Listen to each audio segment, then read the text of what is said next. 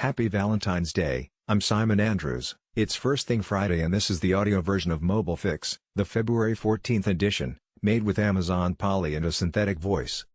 I have been sharing the newsletter for 10 years, with news and my views on mobile, digital, social and more. Quite a few new subscribers this week, lots in gaming. Let's keep the sharing going. And let's continue the conversation on Twitter. I'm at Simon Big Picture. And you can read the original with all the links at addictivelondon.com. TLDR, if you read just one thing, this is a really thorough deck on social advertising. Lots of smart thinking, and it goes some way to bridging the gap between the brand thinking of Byron Sharp and Binet and Field et al. And the modern digital world. As ever, it's a guide rather than an instruction manual, but lots to learn here. It's a Google Docs, so load slowly. #AdTechPerfectStorm. So much happening here and lots of conversations, so I have decided to run a paid half-day event on this topic, hopefully, next month. We have a number of Fix readers agreed to speak: Ariti, Beeswax, Permutive, IAB, 7 Stars, Super Awesome, Telegraph, Trade Desk, and Talking with More. The idea is a Chatham House Rules event where we discuss the issues openly and try and navigate solutions that get us to a better place. I will share the agenda once we sort the date/venue and confirm speakers, but if it sounds like something you would like to participate in, let me know. Still open to more speakers and sponsors that will add real value. In the conversation I have been using this quote from the US IAB CEO Randall Rothenberg. "This isn't the end. This is a new and better beginning." At their US event this week we saw some good early thinking, and it's well worth reading both the charts shared and the script of Randall's talk, both here in a PDF. Solving the issues isn't just about tracking, it's rethinking how we manage personalization and privacy, and this quote from the script is worth calling out. Consider, for a moment, that personalization and privacy, these superficially opposed values, are actually different perspectives on the same thing: individuality. Personalization is a third-party perspective on individuality. It can be a friend mailing me a birthday card to my home, or Spotify algorithmically offering me a package of tunes tailored to preferences it's gleaned from my expressed interests or behaviors. The agency sits outside of me. Privacy is first person, my ownership of my individuality. I invite you into my home, but I don't want that other person intruding in my space without my invitation. You can have my data, but only if I offer it to you and you give me something of value in return. One of the challenges is that the debate and discussion on these topics is lost in translation, as 3-letter acronyms, buzzwords and jargon are favored over plain English. So I like this eloquent explanation of the loss of cookies from Beeswax. This thread on publisher first-party data is a useful reminder how the balance of power can switch back to good publishers. But we do need to work on standardizing the taxonomy so what I buy from one publisher is comparable to what I buy from another. The allure of shared ads is fading as it becomes clear they need cookies to work. But I think another way in which GAFA benefits from the switch to privacy is that their logins become even more valuable. Could switching to a Facebook, Google or Amazon login boost commercial success as they can sell your ads for you? Given the cookies become first party as you are logged into the platform. In their latest earnings call, Criteo are being bullish about their identity solution, claiming it is not cookie dependent. Their site explanation of their shopper graph mentions cookies an awful lot, and the idea they are protected from the perfect storm has not convinced many. Their share price is close to a 5-year low. Facebook Ad Network. I have been digging around Facebook and the way it handles mobile web traffic. As mentioned last week, the news that the Facebook Ad Network is to close surprised me, especially as Stratechery had extolled the virtues of FAN just a few days before. I said, I still think there is something here. Facebook has great data, huge demand from millions of advertisers, from mom and pops to P&G, and a constant need to grow their revenue.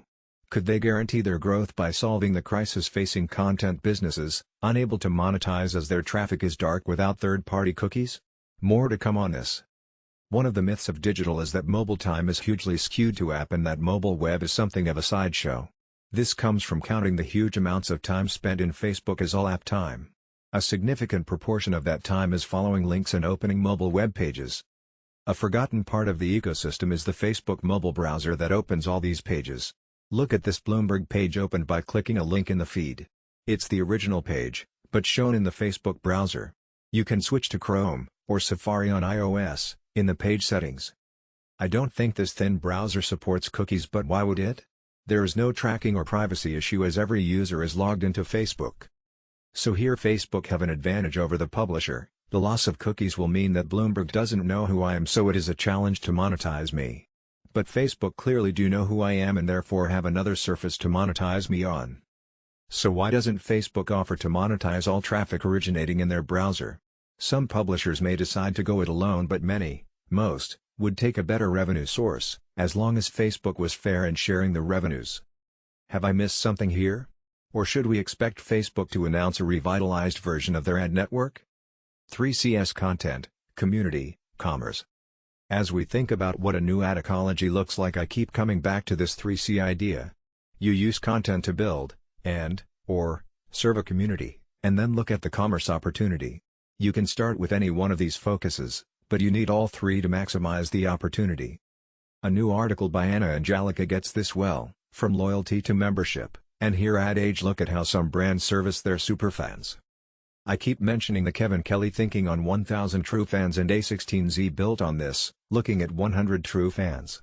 And taking their thinking further, they look beyond ads with a detailed piece on the new business models that can replace or support ad revenue. A similar story can be seen in this great video by the same author. Merchant. The new Q4 figures from Shopify were great, revenues up by 47% and they made a profit. And over $20 billion in GMV went through the platform. Shares up by 200% in a year. But it's not all good news. DTC darling Brandless has closed, after raising over $200 million from SoftBank, whose investment record isn't that good. WeWork, Uber and now Brandless. Quite why they needed that amount, and what they did with it, is a mystery, but the concept was always flawed. Brandless became the brand and there was nothing else to attract or retain customers. Muji, which translates as no brand quality goods, had the idea first and used design and a clear aesthetic to give meaning to the brand and the business. The lack of understanding about branding does hamper this space. This neat piece shows the extremes, the Amazon sellers conjuring up names for the Me Too products proliferating on the platform. Maybe this doesn't matter if you just want to shift product, but if you use a lifetime value metric to justify your customer acquisition cost, you need a brand. Back to the 3CS. The idea that there is a playbook undermines merchants, especially as it seems to keep changing. Both now have the new 2020 playbook. There are new tactics. We have mentioned buy now pay later before, but this is a good look at the key players. It's a very competitive space and UK-based Afterpay have just hired a new CMO, and FixFriend, from Airbnb. We see that these companies do have a positive effect on conversion, and so too does Apple Pay, which is now doing 10% of all card transactions globally. Testing all the payment options is essential as they can have a big effect, but getting the customer experience just right can be a challenge. Who is regulating the regulator? The excellent new Benedict Evans deck talks about regulation, and we are seeing more and more examples. The U.S. regulator blocking the acquisition of Harry's surprised everyone, and it raises the question of whether an old-school regulator understands markets that are very new and developing fast. The Amazon Deliveroo issue comes to mind, and so too does the ClearScore Experian deal faltering as regulators indicated their concern. The FT think the era of big M&A is over for big tech. But if big deals are off, small ones are still taking place. Facebook just bought UK firm Scape, who focus on location accuracy. The US FTC have asked GAFA and Microsoft to detail the acquisitions they have made over the past 10 years, so deals too small to appear on regulator radar will now be looked at. It's not just GAFA, this thread shows Snap have been snapping up small firms too. To keep all this in perspective, watch FixFriend Richard Kramer argue why regulators won't break up big tech. A 30-minute video and well worth watching for a good take on the industry. Measurement.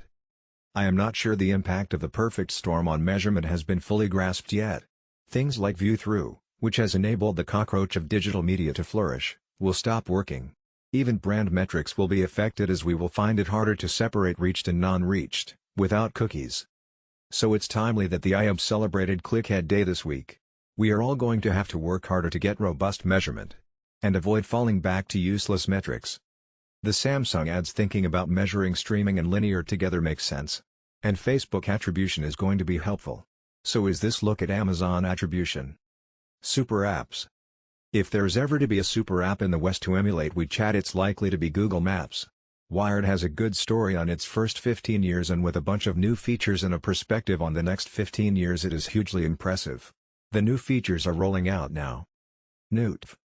Matthew Ball reminded us this week of this seminal note from then head of Fox Peter Chernin back in 2005, On the 10 rules of media survival. In a good video, maybe skip the first 2 minutes of sales pitch. Ball talks about marketing in the age of the streaming wars. This includes some good insight on why Netflix isn't likely to run ads for a while. 20 minutes in. In a long written piece, he rolls back on the idea of streaming wars and does a great deep dive on the various business models. Always worth reading his thinking. A big PwC survey of U.S. consumers shows that customers are pretty content with the current TV situation, but are excited about the new offerings. Though it seems to suggest new subs may be funded by dropping an old one. A Nielsen study sort of supports this, showing that 93% of U.S. consumers say they will either increase or keep their existing streaming services. The key factors are cost, ease of use and variety of content. As part of the Tory pressure on the BBC, there was a cheap jibe comparing the BBC to Blockbuster in the age of Netflix. It's worth remembering that the BBC had a brilliant strategy or video and streaming back in 2008, but the regulators killed Project Kangaroo before it could get started. In my time at Mindshare we met the team and were hugely impressed. Lots of things happening with Amazon and TV. Studio is a new tool that lets brands add Amazon info to their ads that are bought via the Amazon DSP. And the new head of the Premier League has been talking up the idea of a Netflix-style service for Premier League matches. Remember, he is not new to the organization and these plans are likely to be well developed. Social apps. 3 good reads on social apps. Teens have figured out how to mess with Instagram's tracking algorithm. The era of anti-social social media. The 10 ways TikTok will change social product design. And a thread on the TikTok algorithm. Etc. The image we opened with shows just how many creatives Trump is using in his campaigning as Democrats try and catch up on digital. It's a powerful argument for what I see as the biggest opportunity in digital marketing, more and better creative, which will pay for itself 10 times over. MWC 2020 cancelled over coronavirus health concerns, and I don't think it will come back. Coronavirus brings China's surveillance state out of the shadows. China's mobile giants to take on Google's Play Store. By pre-installing apps on devices they could undermine the dominance of Play. Former Facebook exec Alex Stamos on how politicians use micro-targeting on Facebook.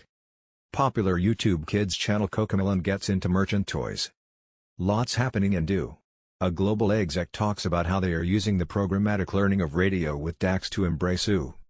So a Verizon deal with Giant Deco isn't that surprising. Your enemy's enemies are your friends, etc. But we hear that the headline is an overclaim. They are just linking with the Deco automated platform and have no sales agreement. The former COO of Cheddar has launched her text company. People use Twitch to break new songs and artists. On TikTok an influencer can get paid $200 to feature a specific song. YouTube creator shares media kit, brand pitch, 400,000 followers.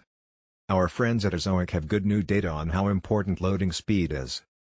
Spotify said to pay $250 million for Ringer and Podcasting Drive. Ofcom to be handed expanded role as Internet watchdog. Sainsbury's to offer more personalized deals with Nectar 360 launch. Good experiment, bad experiment. It's easy to knock agencies these days, but at their best they are an amazing collection of smart people with good ideas. A Chicago agency has developed a super project for Black History Month on Chicago Soul and it's a wonderful piece of content. They deserve to win loads of new business as a result. Explore it here and go back in a couple of weeks when they get to the house era. Finally, I am amazed at how many smart people think GAFA is listening in. They see an ad for a product they have been thinking about and decide it must be Alexa or Facebook spying on them. I don't believe this is true, or even possible. It's actually a version of cocktail party effect, or what I now call Pret prattle. I tend to spend more time at Pret than at cocktail parties, and the white noise of the other people prattling and chattering lets me get on with my work. But should someone mention a company I know, or leads, I hear that. Or when you hear a favorite song and realize for the first time that music is playing. This is how I think contextual ads work, with relevance triggering fast brain slow brain. I wrote a light piece on neuroscience and contextual creative here. You can read the conspiracy theory in this thread, with some smart retorts.